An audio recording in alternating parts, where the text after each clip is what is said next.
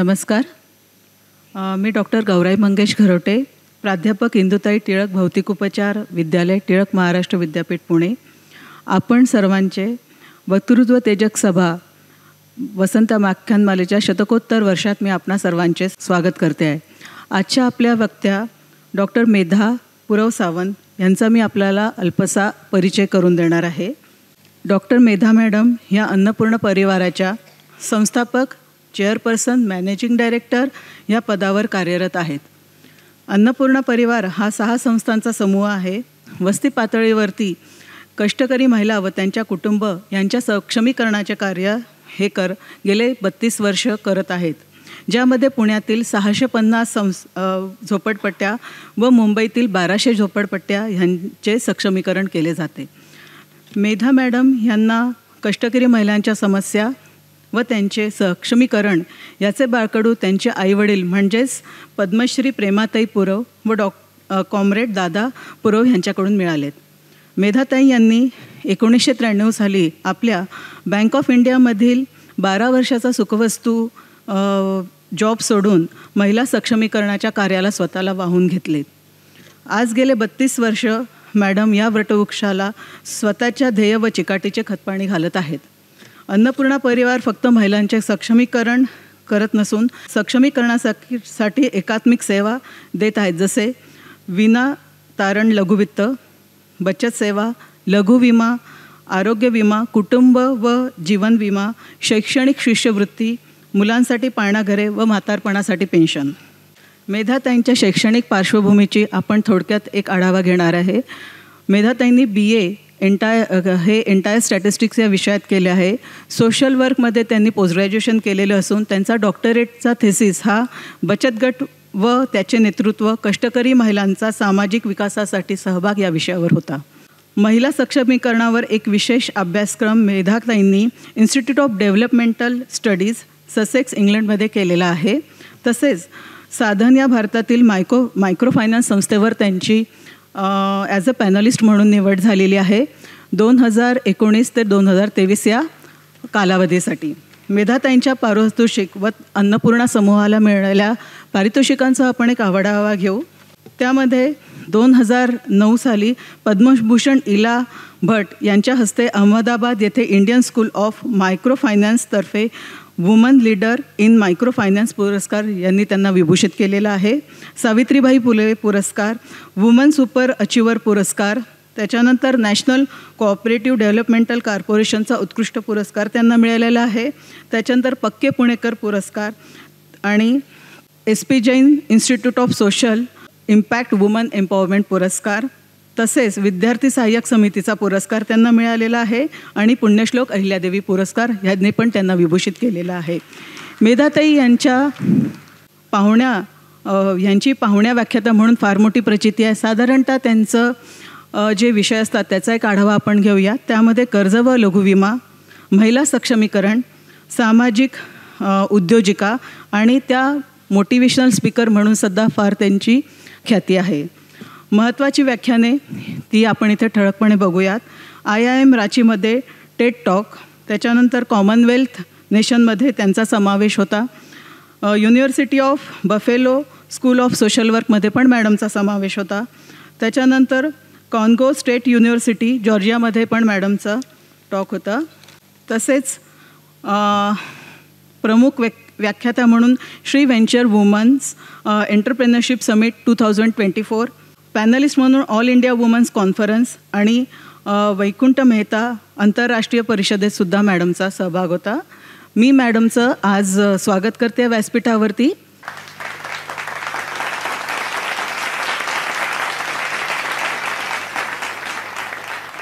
मॅडमला मी विनंती करते की आता त्यांनी व्यासपीठाचा ठाव घ्यावा. थँक्यू.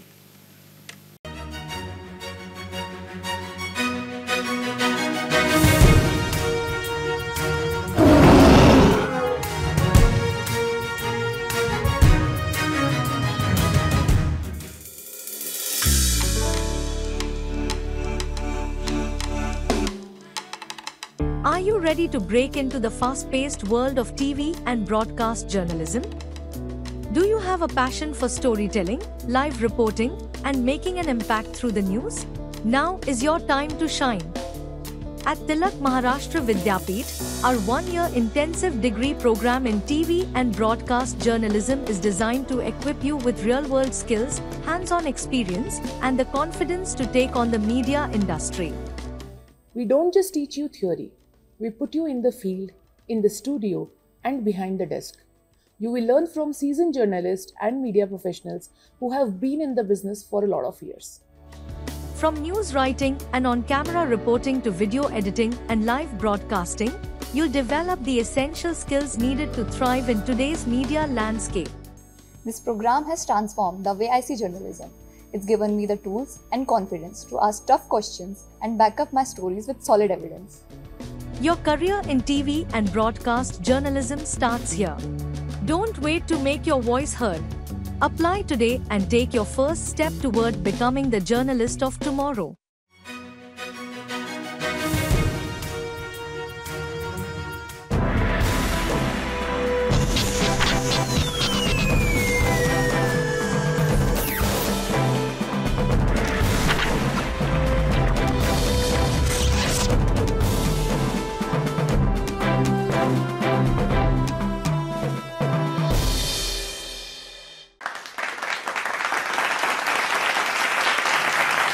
नमस्कार.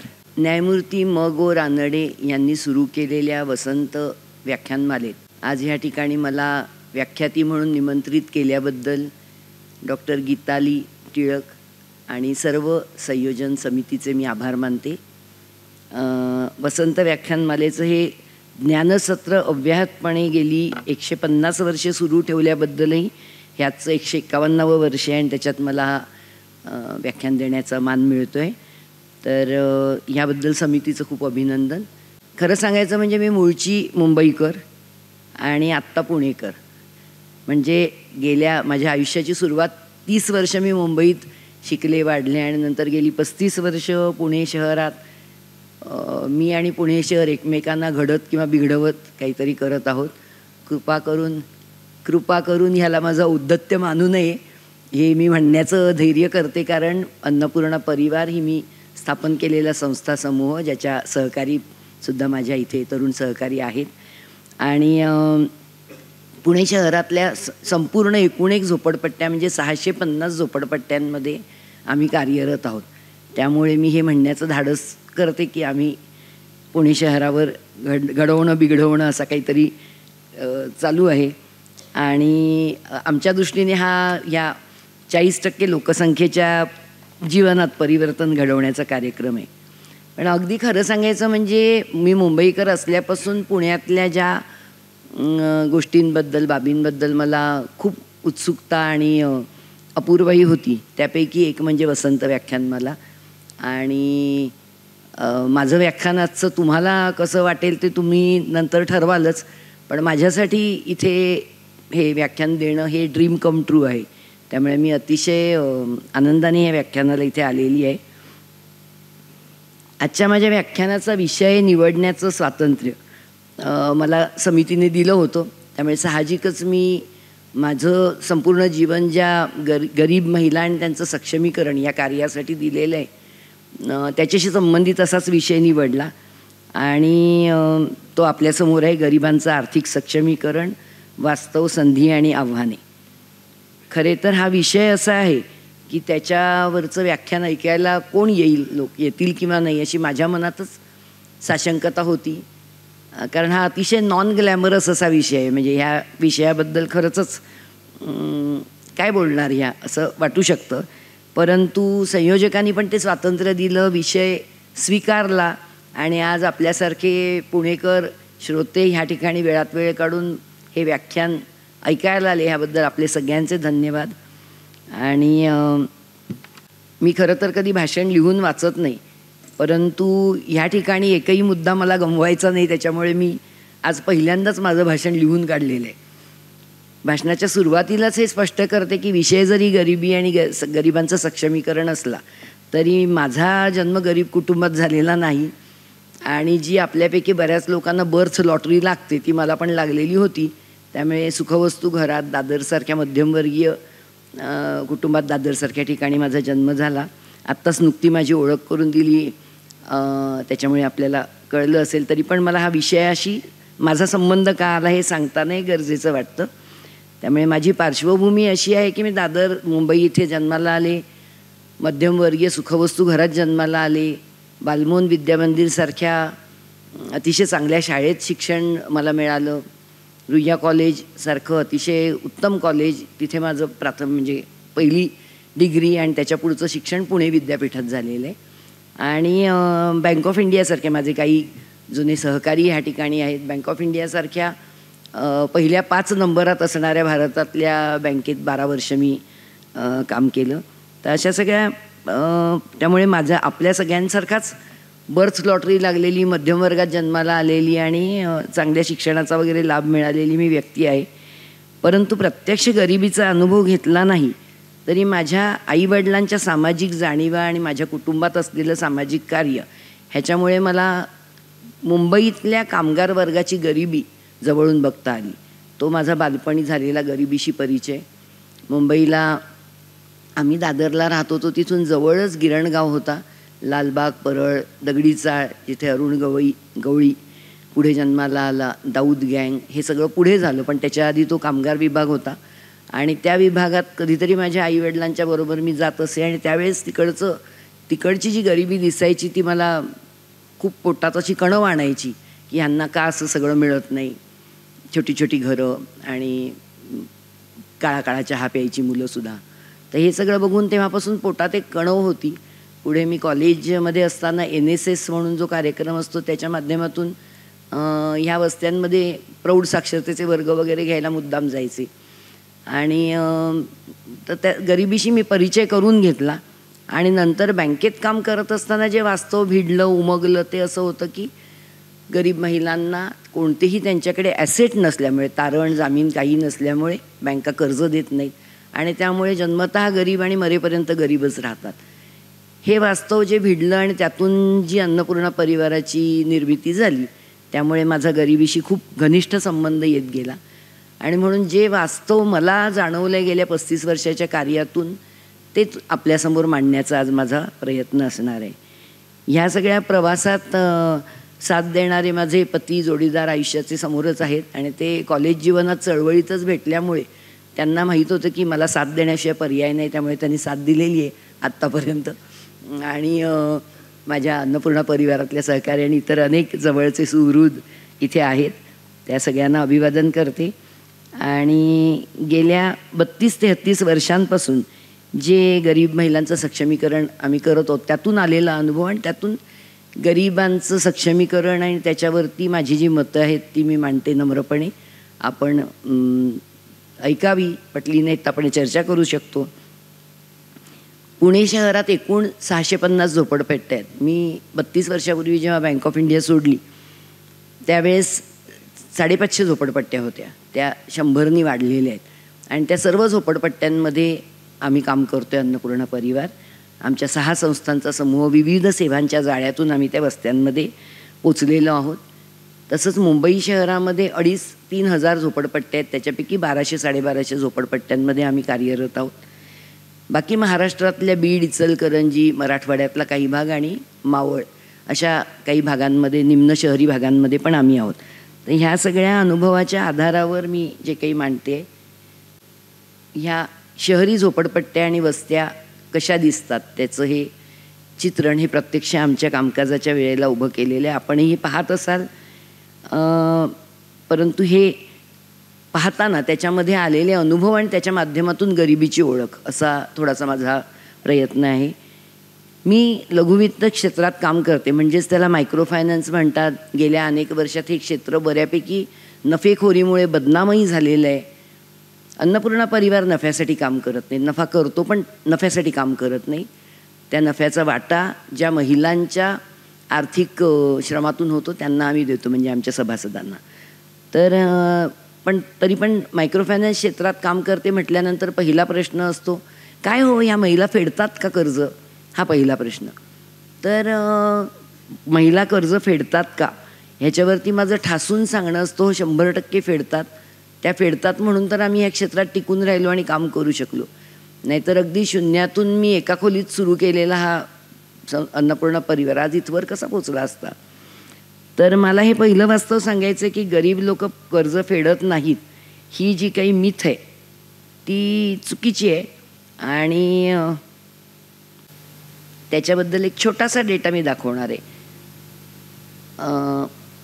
त्याच्यामध्ये हा जो डेटा आहे तर आपण खरं तर ना सगळेजण हे बघत असतो की मोठे मोठे उद्योगपती कर्ज बुडवून देशाबाहेर पळून गेले, पेपरला हेडलाईन असते, नेक्सस असतं, म्हणजे अनेक उद्योगपती, राजकारणी, बँकर्स, म्हणजे मी बँकर आहेत, माझे सहकारी इथे आहेत, तरी खेदाने म्हणावं असं वाटतं की काही बँकर्स येस असे सगळे मिळून जे मोठे मोठे घोटाळे करतात.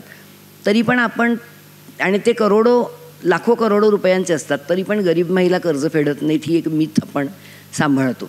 तर इथे हा थोडासा छोटासाच डेटा आहे. माफ करा, स्लाईड प्रेझेंटेशनचा थोडा क्रम मागे पुढे जाऊ शकतो, परंतु एकूण बँक लोनचं तुम्ही आकारमान बघा, 160 लाख कोटी एवढा बँकांच्या कर्जाचा आकडा आहे. आणि ह्या वर्षीचा म्हणजे फायनान्शियल इयर वाईज 2020पासून चढत गेलेला आकडा आहे. काही हरकत नाही, चांगली गोष्ट आहे, देशामध्ये वित्तपुरवठा वाढतो आहे, चांगलं आहे, विकास व्हावा त्यातून, पण कर्ज बुडवून कोणीच पळू नये. आणि दुसऱ्या बाजूला तुम्ही मायक्रो फायनान्सच्या लोनचा डेटा बघा, त्याच्यामध्ये 4 लाख कोटी एवढा जास्तीत जास्त आहे. म्हणजे कर्जाचं व्याप्ती किती आहे, आकारमान किती आहे, आणि गरिबांची संख्या किती आहे. तर आपण फुकट धान्य 80 कोटी लोकांना वाटलं जातं, हे दर महिन्याला 5,000 रुपयाचं फुकट धान्य ऐकतो, म्हणजे 80 कोटी, जवळजवळ 60% लोकसंख्या गरीब आहे. आणि त्यांना देणारं कर्जाला लघुवित्त म्हणतात किंवा मायक्रो फायनान्स, आणि ते फक्त 4 लाख कोटी आहे. आणि बाकी सगळ्या कर्जाचं प्रमाण आहे 160 लाख कोटी.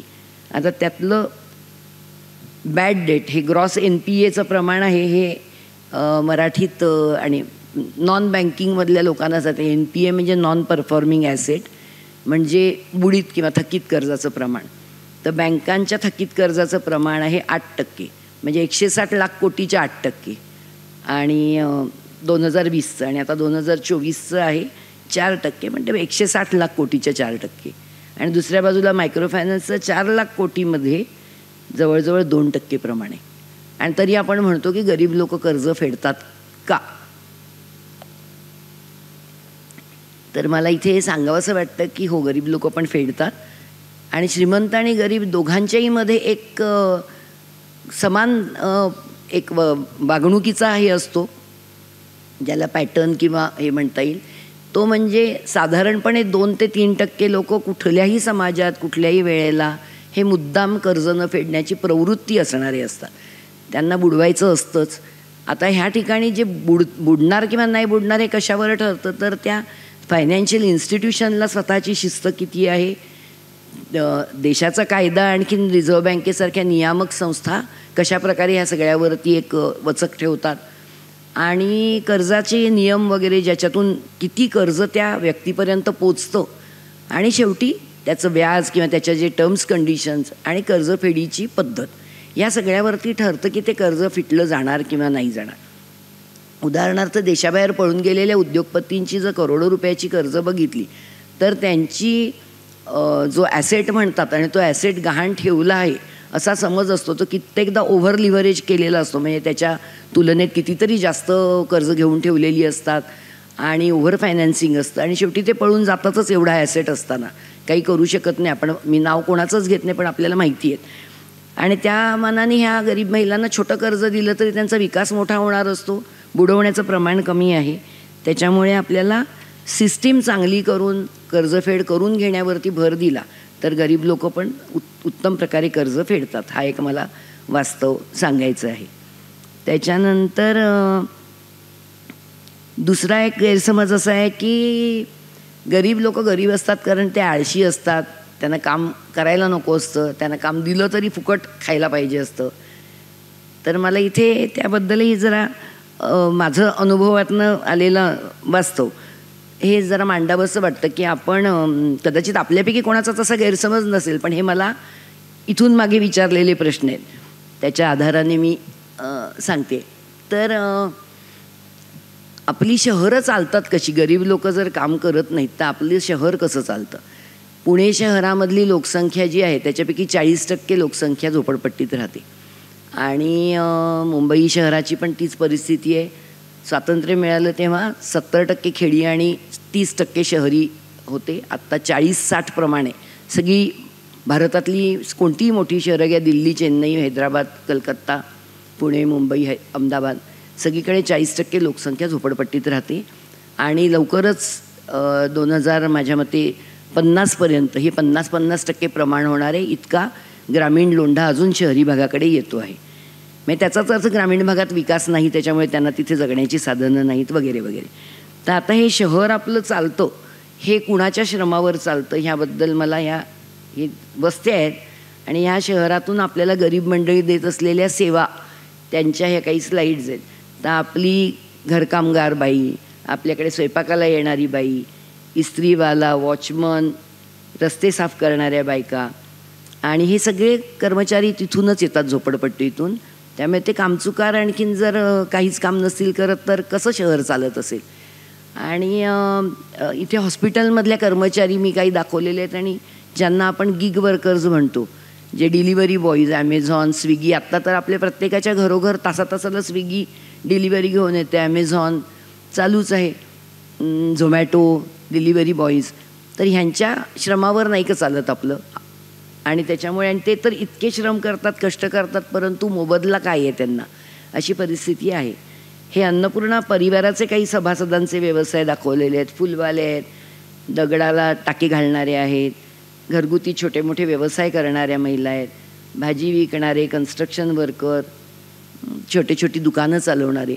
तर हे सगळे जे कष्ट आहेत हे शहरी भागातले गरीब लोक करतात आणि ते 40% झोपडपट्ट्यातून राहतात. त्यामुळे एक जो गैरसमज असेल किंवा असतो की गरीब लोक कामचुकार असतात म्हणून ते गरीब राहतात, त्यांना काम करायला नको असतं. तर कामाचा नीट मोबदला मिळालेला पाहिजे असतो आणि कष्ट करायला ते नेहमीच तयार असतात. कष्टाशिवाय दुसरं काहीच त्यांना करता येत नाही, अशी परिस्थिती आहे. दुसरं एक मी बघितलेलं वास्तव आहे की गरीब कोण असतं. आमच्या 1.5 लाख सभासद महिला आहेत, 1.25 ते 1.5 लाख, ज्या अन्नपूर्णा परिवाराच्या शेअर होल्डर आहेत आणि वेळोवेळी कर्ज घेत असतात. ह्या सगळ्यांमध्ये पुणा, मुंबई, सगळ्या वस्त्यांमध्ये कुठल्या जातीचे लोक आहेत ह्याचा आमच्याकडे संपूर्ण डेटा आहे. तो सगळा न मांडता मी फक्त थोडक्यात सांगते की त्याच्यामध्ये मांग, मातंग आणि चांभार अशा प्रकारे BC, SC, ST अशा जाती असतात. OBC सुद्धा सापडत नाहीत. ब्राह्मण किंवा मराठा नाहीच, शून्य. तर झोपडपट्ट्यांमध्ये राहणारे गरीब हे जातीनिहाय खालच्या जातीचेच असतात. शिवाय तिथे दिसून येणाऱ्या धर्ममध्ये मुस्लिम, बौद्ध आणि थोड्या प्रमाणात ख्रिश्चन. त्याच्यामुळे मला असं वाटतं की गरिबी आणि जात ह्याचा अगदी घनिष्ठ संबंध स्पष्ट दिसून येतो. आणि गरिबी आणि काही धर्मांचा सुद्धा, काही धर्म इतर धर्मांपेक्षा जास्त गरीब आहेत, हेही एक वास्तव आहे. ग्रामीण भागातील गरिबांकडे जर आपण बघितलं तर तिथे कष्टाशिवाय दुसरं काही नाहीच आहे. त्याच्यामुळे आपला त्यांच्याबद्दलचा समज म्हणजे उलट आदर वाढला पाहिजे की इतके कष्ट करूनही त्यांना काय मिळतं. ही परिस्थिती आपल्या शेतकऱ्याची. रस्त्यात कांदा ओतून देणे, रस्त्यात टोमॅटो ओतून देणे आणि शेवटी आत्महत्या करणे, ह्याच्या पलीकडे काहीही नाही. तर अशा प्रकारे ग्रामीण आणि शहरी गरीब कष्ट खूप घेतात, पण कष्टाचा त्यांना मोबदला पुरेसा मिळत नाही, जगण्या इतकं सुद्धा मिळत नाही, अशी ह्या देशाची वास्तव परिस्थिती आहे. आणि अजून एक असलेला गैरसमज की आम्ही टॅक्सपेयर, आपण इथे बसलेले बहुतेक सगळेजण टॅक्सपेयर आहोत, तर आपण सगळे टॅक्सपेयर आहोत आणि आमच्या पैशातून त्यांना फुकट देऊ नये वगैरे असं आपण म्हणत असतो. आणि मला आत्ता हल्लीचे जे आकडे आहेत, आता नुकताच आपल्याकडे GST म्हणजे गुड्स अँड सर्व्हिस टॅक्स 2017 लागला, त्याच्या आधी व्हॅट होता. परंतु हा गुड्स अँड सर्व्हिस टॅक्स जो आहे तो सगळ्या गोष्टींवर लागलेला आहे. आपण प्रत्येकजण, प्रत्येक उपभोक्ता, तो श्रीमंत असो अथवा गरीब, तो वापरणाऱ्या प्रत्येक वस्तू आणि सेवा ह्याच्यावर टॅक्स भरतो आहे. त्याचं जे संकलन आहे ते काहीसं असं आहे. हे सगळे आकडे मी सरकारी डेटामधून घेतलेले आहेत. या सगळ्या रिझर्व्ह बँक किंवा गव्हर्नमेंटच्या वेबसाईटवरचे आकडे आहेत. या माझ्या 2 तरुण सहकाऱ्यांनी मला मदत केलेली आहे, सारिका आणि रुचा. परंतु GST कलेक्शनचा जो आकडा आहे तो 20 लाख कोटी आहे आणि इन्कम टॅक्सचा आकडा आहे हा 18 लाख कोटी आहे. म्हणजे हे डायरेक्ट आणि इनडायरेक्ट टॅक्सेसच्या साईटवरून आम्ही काढलेले आहेत. तर मला असं म्हणायचं, आणि इन्कम टॅक्समध्ये आम्ही व्यक्ती आणि कंपनी सगळेच घेतलेत, कॉर्पोरेट्स. सो आपल्या देशातले श्रीमंतात श्रीमंत अडाणी अंबानीसुद्धा आले, जे 18 लाख कोटीमध्येच आहेत सगळे. आणि आपले 20 लाख कोटीमध्ये आपल्या देशातले गरीबात गरीब, म्हणजे रस्त्यावरती राहणारा व्यक्ती जरी असेल तरी तो जी पण वस्तू किंवा सेवा घेतो त्याच्यावरती तो GST भरतो आहे. आणि ह्या संकलनाचा त्यांना काय फायदा होतो हे जर विचारलं तर जीवनमानात असलेली खूप तफावत आपल्याला दिसून येईल. आणि त्यामुळे आपल्या डोक्यातला एक गैरसमज आपण काढला पाहिजे की आपण सगळे टॅक्स पेयर. तर सगळेच टॅक्स पेयर आहेत भारतात. आता नॉन टॅक्स इनडायरेक्ट टॅक्सेस धरले तर भारतात नॉन टॅक्स पेयर एकही व्यक्ती नाही.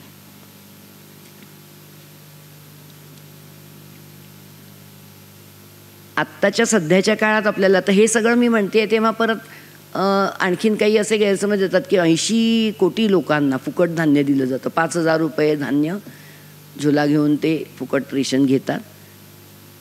हे त्यांनी मागितलं होतं का असा माझा प्रश्न आहे. मागितलं होतं का?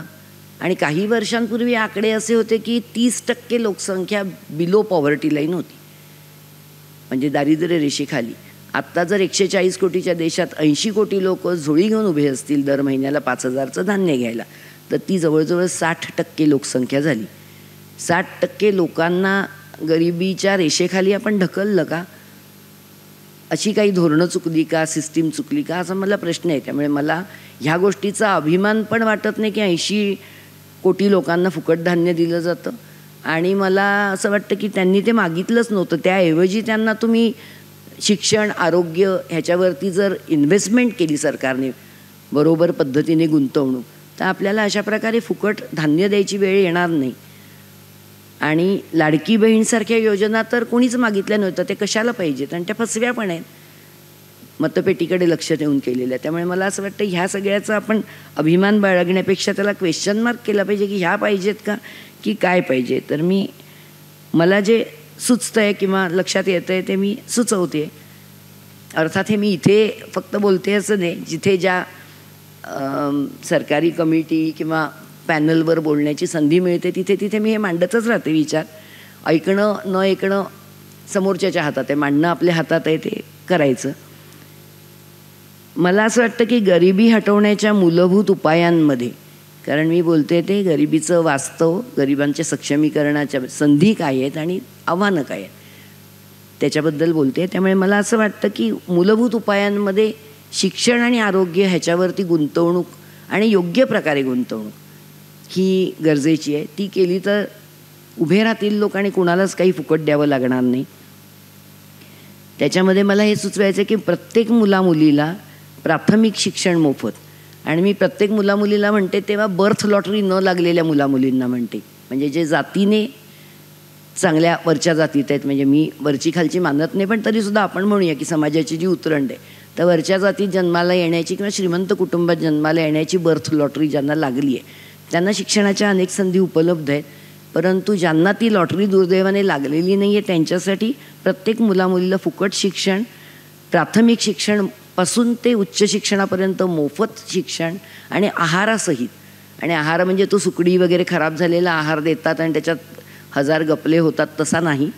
हे जर नीट त्याच्यावर नियंत्रण ठेवून केलं तर ही मुलं मुली शाळेत जातील, शिकतील, त्याच्यातून तंत्रकुशल कामगार तयार होतील आणि बालमजुरी थांबेल. शाळेत आहार दिल्याशिवाय बालमजुरी थांबणार नाही. तर ह्याचेही काही आकडे नंतर दाखवते. त्याच्यामुळे शिक्षण आणि आरोग्यामध्ये सुद्धा आत्ता जे आपण फुकट आरोग्य होतं आत्ताच्या काळामध्ये इतकी कमी गुंतवणूक होत चाललेली शिक्षण आणि आरोग्यावरती की ही अशी परिस्थिती आहे. आपल्या बजेटचा, आपलं सरकारी बजेट आहे 2012-13 पासून तर 25-26च्या प्रोजेक्टेड बजेटपर्यंत बजेटचे आकडे आहेत हे लाख कोटीमध्येच सरकारी साईटवरून घेतलेले. आणि त्याच्यातला शिक्षण आणि आरोग्याचा मिळून वाटा हा असा आहे. आणि तो सगळा मिळून बजेटची साईज तुम्ही बघा आणि त्या मनाने हा आकार शिक्षण आणि आरोग्यावरचा अजिबात वाढलेला दिसत नाही आहे हे बघाल. 2025-26चा प्रोजेक्टेड आकडा हा आहे की 1,05,000 कोटी आणि 1,35,000 कोटी अशी 506 लाख कोटीच्या बजेटमध्ये प्रोव्हिजन आहे, 4.74%. तर हे जे काही प्रमाण आहे शिक्षण आणि आरोग्यावरती घसरणारं, कमी कमी होणारं, आणि एका बाजूला खर्च भरपूर वाढत आहेत शिक्षणाचे पण आणि आरोग्याचे पण. तर अशामध्ये कशी काय गरीब व्यक्ती सक्षम होणार, कशी गरीब मुलं शिकणार, कशी ती तंत्रकुशल होणार आणि देशाच्या विकासात सहभागी होणार. तर त्याच्यामुळे हा डेटा पुरेसा बोलका आहे. ह्या दोन्ही क्षेत्रात खूप खाजगीकरण झालेलं आहे शिक्षण आणि आरोग्यामध्ये. ते 2011पासूनच सुरू झालेलं आहे आणि ते आत्ता अगदी पराकोटीला पोचलेलं आहे. खाजगीकरणामुळे त्याच्यात नफेखोरी आहे, भाववाढ आहे, आणि अशा परिस्थितीत शिक्षण आणि आरोग्य हे दुर्मिळ आहे, गरिबांना अत्यंत दुर्मिळ झालेली गोष्ट आहे. त्याचबरोबर कोविडनंतर आजारी पडण्याचं प्रमाण खूप वाढलेलं आहे, मृत्यूचंही प्रमाण वाढलेलं आहे, आणि आजारांवर आणि मृत्यूवर होणाऱ्या खर्चामुळे गरीब कुटुंब भुईसपाट होत आहेत. हे आम्ही पुणा मुंबईत तर बघतोच आहोत. अन्नपूर्णा परिवाराअंतर्गत आम्ही लघु विमा हा गेल्या 22 वर्षापासून चालवतो आहे, आणि त्याच्यामध्ये आरोग्य, मृत्यू म्हणजे स्वतः कर्जदार आणि कुटुंबातील कोणत्याही व्यक्तीचा मृत्यू आम्ही त्याच्यातून दावे म्हणजे क्लेम देतो.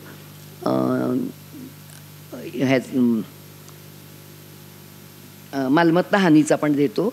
तर हे सगळे दावे देत असताना, हे संरक्षण देत असताना आमचा अनुभव असा आहे की कोविडपूर्वी पुणा मुंबई मिळून आमच्या साधारण 2.5 लाख ह्या विमाधारकांच्या मध्ये जेमतेम 350-400 जण दर महिन्याला आजारी पडून हॉस्पिटलमध्ये जाऊन क्लेम द्यायचे. आत्ता कोविडनंतर ते प्रमाण आहे 650 ते 700 दर महिन्याला. मेंबरचं प्रमाण घटलं आहे, पण दाव्यांचं प्रमाण दुपटीहून जास्त झालं आहे. तर इतकं आजारी पडण्याचं प्रमाण वाढलं आहे, त्याच्यासाठी लागणारा खर्च दुपटीहून वाढला आहे, जो परवडत नाही आहे आम्हालाही आणि त्यांनाही. आणि मृत्यूचं प्रमाण हे दुप्पट झालं आहे, म्हणजे जे मृत्यूचे दावे कोविडच्या आधी होते त्याच्या दुप्पट आत्ता दावे आहेत, कर्जदार आणि त्यांच्या कुटुंबातले सभासद. आणि आपण सगळेजण म्हणजे वाचत असतो कोविडनंतर जी काही औषधं, तेव्हा रेमडेसिवीर असो किंवा काही दुसरी औषधं जी वापरली गेली आहेत त्याचे घातक परिणाम पुढे पुढे दिसून येतील, मोठ्या प्रमाणावर दिसून येतील तेव्हा येतील. पण हे आम्हाला लघुदृष्टीला बारीक दिसायला लागलेले आहे. आणि या अशा परिस्थितीत आपल्या देशामध्ये विम्याचं पेनिट्रेशन काय आहे हे मी तुम्हाला दाखवू इच्छिते. ह्याच्यामध्ये काही देश निवडलेले आहेत, सगळ्या देशांचा डेटा आहे ह्याच्यात. आणि पेनिट्रेशन वर्ल्ड म्हणजे जागतिक पेनिट्रेशनचा इकडे एक मध्ये स्तंभ आहे, ज्याच्यामध्ये साधारण 3.2% जागतिक विम्याचं पेनिट्रेशन. आणि पेनिट्रेशन म्हणजे किती लोकांपर्यंत विमा देशामध्ये पोचलं आहे. तर जगाचं 3.2 आहे, भारताचं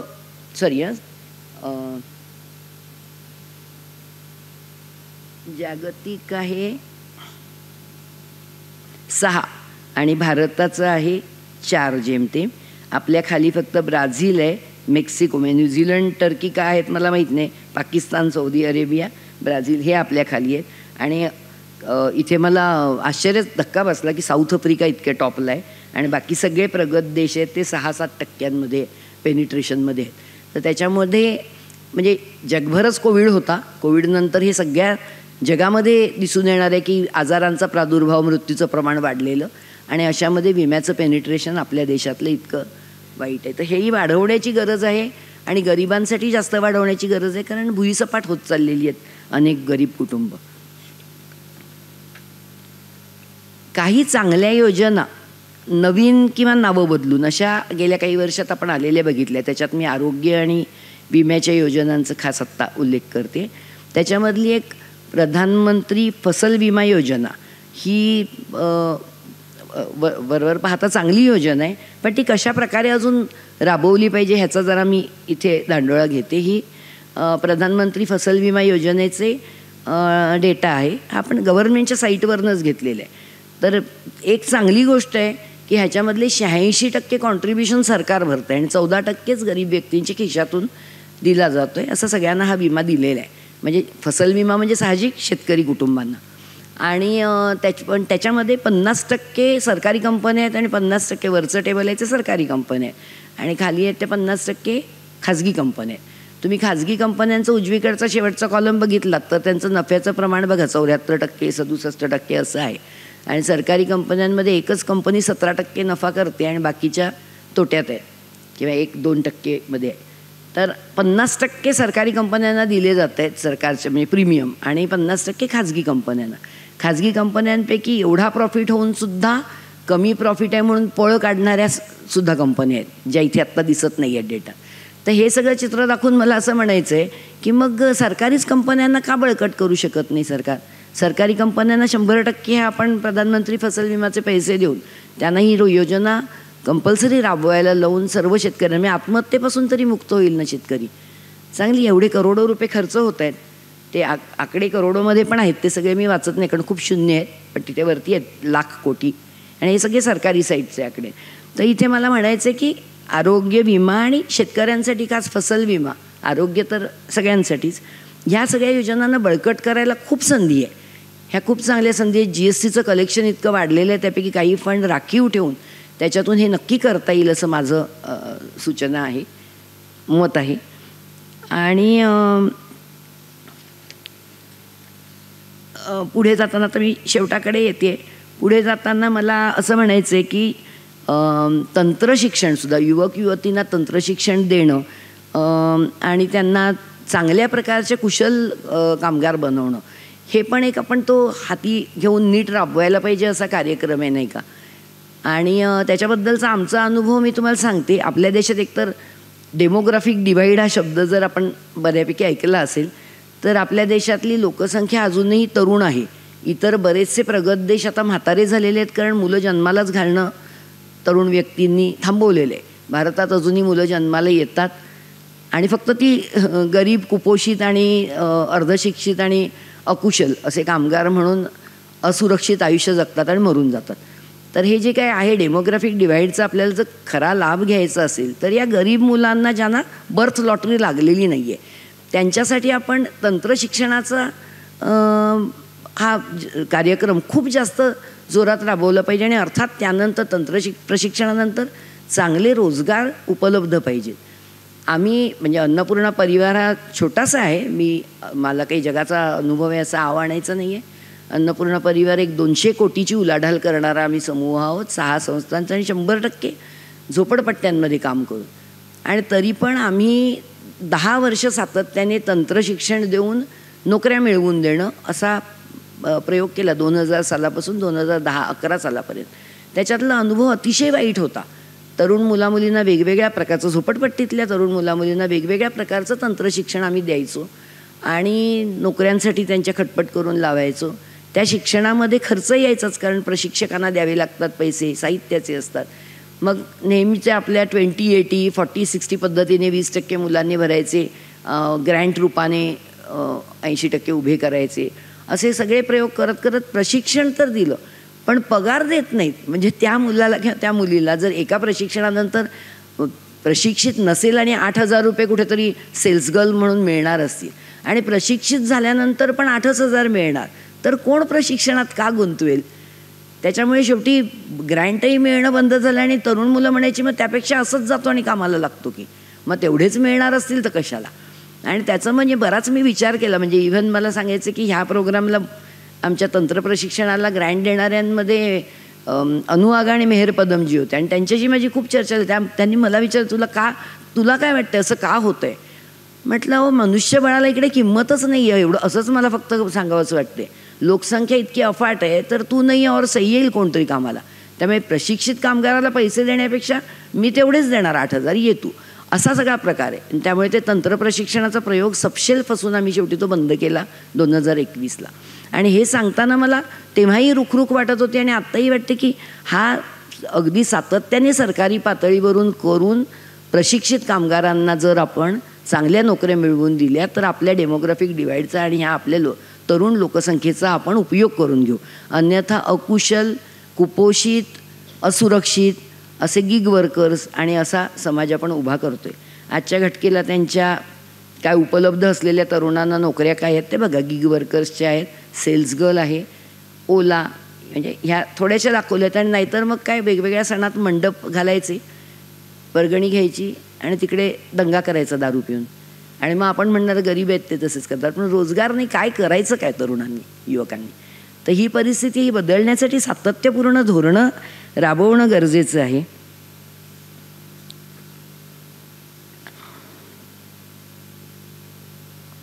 इथे मला एक अजून छोटासा डेटा दाखवायचा आहे, इंडियाचा अनएम्प्लॉयमेंट रेट, आणि त्याच्याचबरोबर हा आहे बालमजुरांचा रेशो. तर एका बाजूला अनएम्प्लॉयमेंट इतकी, म्हणजे कोविडमध्ये ती पीकला पोचलेली होती. हा परत गेल्या सरकारी साईटवरून 2018 ते 24चा काढला आहे. 2020 साली 8% अनएम्प्लॉयमेंट गेली होती, जी आता 4% आलेली आहे. पण दुसऱ्या बाजूला तुम्ही जर का बालमजुरांचं प्रमाण बघितलं तर ॲग्रिकल्चरमध्ये 50% बालमजूर आहेत, इंडस्ट्रीमध्ये जवळजवळ 30%हून 35% बालमजूर आहेत, आणि सर्व्हिस इंडस्ट्रीमध्ये 20% बालमजूर आहेत. म्हणजे मी असा विचार करते कधी कधी की एखादा गरीब अशिक्षित बाप घरी दारू पिऊन पडला असेल आणि त्याचा मुलगा तिकडे बालमजूर म्हणून काम करतोय किंवा मुलगी, तर हे चित्र आहे. आणि आपण म्हणणार की तो बापच वेडा आहे किंवा तो, पण त्या संधी उपलब्ध करून द्या. बालमजूर होण्याच्या ऐवजी त्या मुलांना आहार द्या आणि कंपल्सरी आणि उत्तम प्राथमिक शिक्षण द्या. कंपल्सरी, उत्तम प्राथमिक शिक्षण आणि फुकट. आणि अशा प्रकारे हे टाळणं शक्य आहे.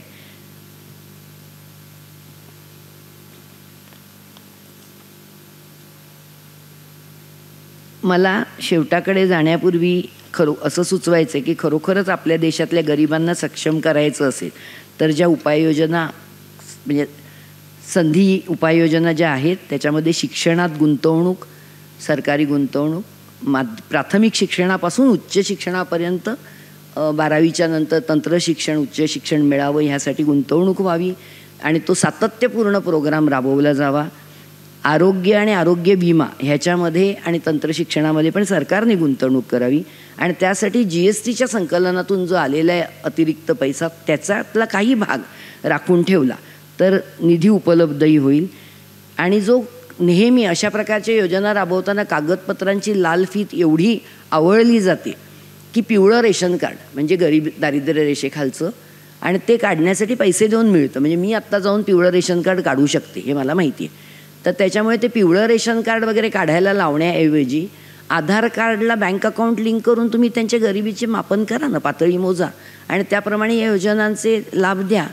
तर अशा प्रकारे ह्या सगळ्या गुंतवणुका कुठून कराव्या आणि कशा प्रकारे लाल फितीचा वळसा न घालता करावा, असं मला हे अगदी थोड्या छोट्या छोट्या सूचना आहेत. ह्याच्यावरती जर खरोखरच आपल्या नीती आयोग किंवा कोणीतरी म्हणाले तर ह्याच्यावरती अगदी खूप सखोल आपल्याला माहितीपूर्ण डेटा आणि उपाययोजना देताही येतील, पण त्या प्रकारची इच्छाशक्ती दाखवली पाहिजे. आणि आरोग्य विमा, आरोग्य तर शिक्षण आणि आरोग्य सर्वांसाठी फुकट पाहिजे, बर्थ लॉटरी न लागलेल्यांचं मी सांगते. आरोग्य विमा आणि लघु कर्ज ह्याचा खूप चांगल्या प्रकारे प्रसार केला पाहिजे आणि ते मला वाटतं की फुकट देण्याची गरज नाही. आरोग्य विमा जर तुम्ही सरकारी हॉस्पिटलमध्ये उपाय चांगले असतील आणि अवाजवी खर्च नसेल तर आरोग्य विम्याचे 60% सरकारने, 40% स्वतः त्या व्यक्तीने, अगदी गरीबात गरीब व्यक्ती भरेल ना, आमच्याकडे भरतायत ना. त्याच्याऐवजी कुठल्या तरी आपण मोठ्या योजना ज्या काढतो आहे आणि ज्याच्यामध्ये म्हणजे आत्ता आपली स्वास्थ्य विमा वगैरे ज्या योजना आहेत त्याचे फीचर्स मी बघितले आहेत, त्याच्यामध्ये लाईफस्टाईल डिसीजेस कव्हर होतात. म्हणजे हार्ट, कॅन्सर. आपल्या देशात गरीब कुठे लाईफस्टाईल डिसीजने मरतात? आमच्याकडे तर गेल्या 22 वर्षाचा डेटा आहे, हार्ट आणि कॅन्सरचे पेशंटच नसतात. आपल्या देशात TBने आणि मलेरियाने अजून मरत आहेत गरीब लोक, आणि त्याच्यावरती फुकट आणि सातत्यपूर्ण ट्रीटमेंट द्या ना. इव्हन HIV एड्स नाही आहे आपल्या देशात, तेवढं प्रमाण नाही आहे. म्हणजे डेटा माझ्याकडे आहे, मी सगळा उगीच आणला नाही कारण खूप बोर नाही करायचं डेटा दाखवून, पण आहे. आणि त्याच्यामध्ये लाईफस्टाईल डिसीज जे आहेत, श्रीमंतांना होणारे आजार, ते त्याचे कशाला मोठे मोठे फीचर्स. छोट्या आजारांना कमी पैशामध्ये ट्रीटमेंट होईल. त्यामुळे आरोग्य विमा सर्वांसाठी द्यावा, सरकारी गुंतवणूक, सरकारी कंपन्यांमध्ये ट्रीटमेंट, सरकारी दवाखाने, आणि त्याचे वर्गणी किंवा जो प्रीमियम आहे तो गरीब व्यक्तीसुद्धा भरतील, 50-50 भरतील, 60-40 भरतील. अशा प्रकारे इवन फसल विमाचे भरतातच आहेत शेतकरी, मग ते सरकारी कंपन्यांना द्या ना आणि कंपल्सरी राबवायला लावा.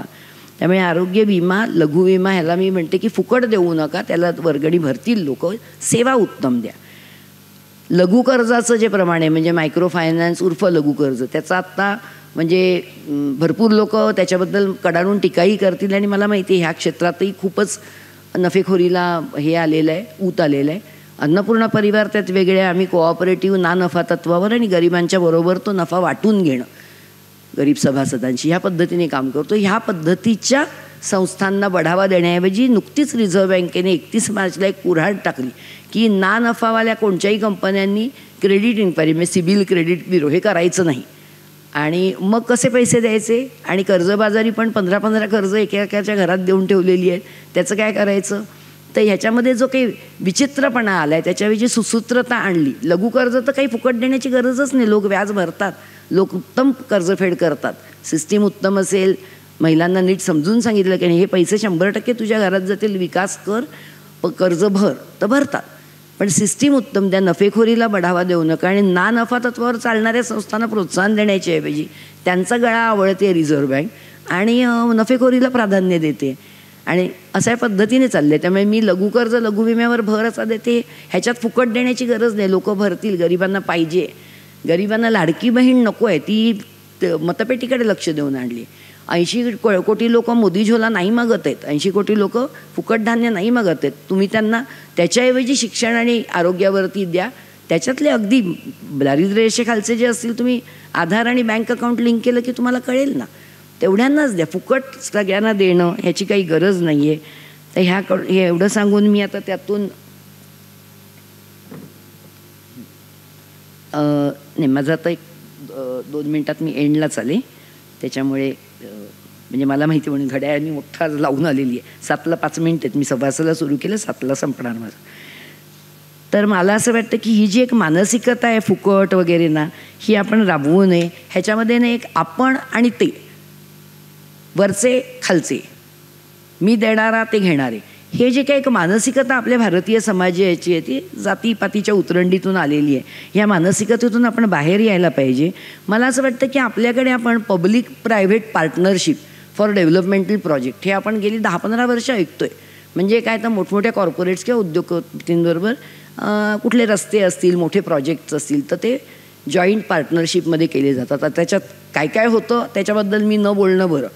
पण हे जर आपण ॲक्सेप्ट करतो तर गरिबांबरोबर पब्लिक प्रायव्हेट पार्टनरशिप का नाही होऊ शकत.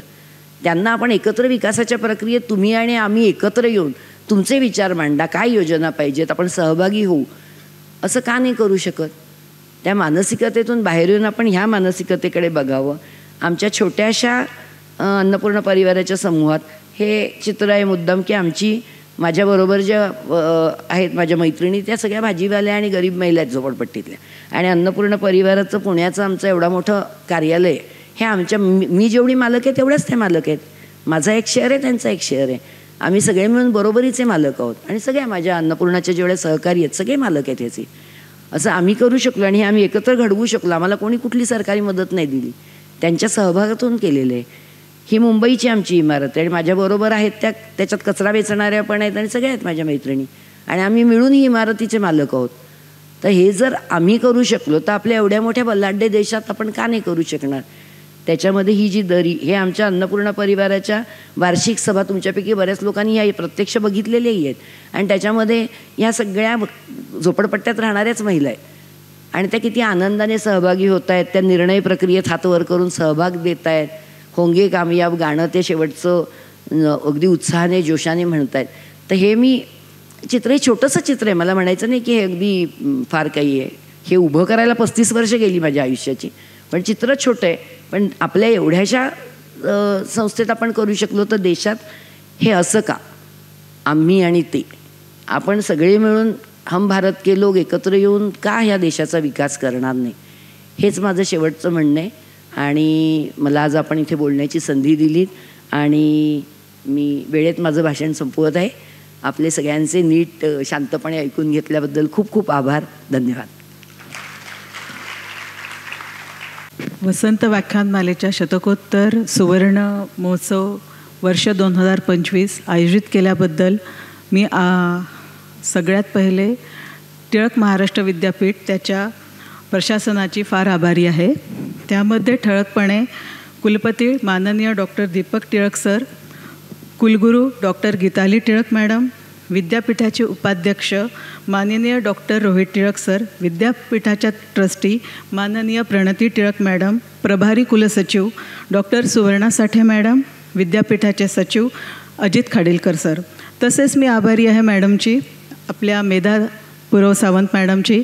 त्यांचं अर्थसंकल्पनेवरचं सखोल ज्ञान, त्याच्यावरचे उपाय, टॅक्स आणि GST याच्याबद्दलचे गैरसमज, मीच फक्त भारत चालवते हा जो एक गैरसमज आपल्या सर्वांमध्ये असतो, त्याच्यावरती त्यांनी फार चांगला दृष्टिक्षेप दिला आहे. आणि टेक होम मेसेज असा आहे की टॅक्स हा भरायलाच पाहिजे सर्वांनी. त्याच्यानंतर आरोग्य विमाचे जे महत्त्व मॅडमनी सांगितलं ते खरंच वाखाणण्यासारखे आहे. मी आपणा सर्वांची आभारी आहे, श्रोतेवर्गांची. आपण आपला बहुमूल्य वेळ काढून या व्याख्यानमालेसाठी आल्यात. तसेच आजच्या या आपल्या शतकोत्तर सुवर्ण महोत्सवाला 2025 काही अजून संस्थांचा हातभार लागला आहे. त्याच्यापैकी मुख्यत्वे म्हणजे Chitale Bandhu, Ravetkar group, PNG Gadgil and sons, Lokmanya multipurpose cooperative society, PNG Gadgil jewellers, Pitambari products, Buldhana urban cooperative society आणि सिटी ग्रुप ॲमेनोरा PNG यांचे सर्वांचे सहकार्य लाभल्याबद्दल मी त्या सर्वांची आभारी आहे. तसेच आजचं हे आपलं सदर मी संपवते आहे. उद्याचं जे सदर आहे म्हणजे 11 मेला हे डॉक्टर शंकर अभ्यंकर यांच्याकडून आहे आणि ते आदि शंकराचार्य यांचे चरित्र व तत्त्वज्ञान याच्यावरती व्याख्यान देणार आहे. थँक्यू.